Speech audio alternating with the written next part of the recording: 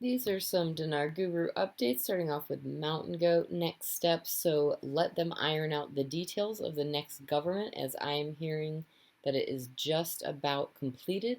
I suspect we may hear more details on it this weekend or early next week. Once the president is voted on, it will not be long before the government is completed. I have been saying all along Al Kazimi will stay as the prime minister. Let's just sit back and watch it all play out. Right, God Lover article quote parliamentary agreement to complete the new draft food security law. The FSL is a filler with a mini budget per articles for them to get by until the general public is approved and open. This, of course, needs a new government or for the current government to be granted full authority. FSL is not a substitute for the general budget. Assuming they ever pass the general budget, then it would be a substitute by default. Certainly, the FSL will not have what we all seek. All right, Frank 26. The last few weeks of auctions have been under the control of the CBI. Not only are the citizens excited about a coming new exchange rate, but they also know they will have an increase to their income through the HCL, and now the citizens are realizing that more purchasing power is coming through their government via CBI auctions.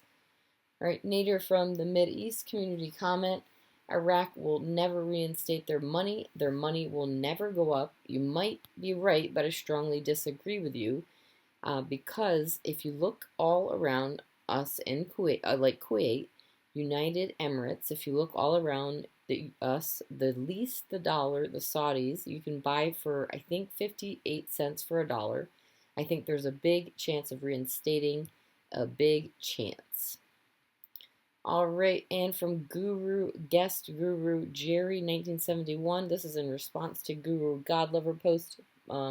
The FSL is the alternative to the budget 2022 since it's taking time to pass the new budget 22 due to lack of the seated government.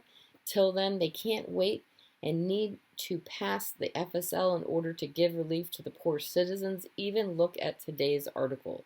The PM advisor Saleh is confirming that they need to legislate either of one of the two FSL or the budget in order to disperse of the abundance of wealth they have in their treasury to the people of Iraq.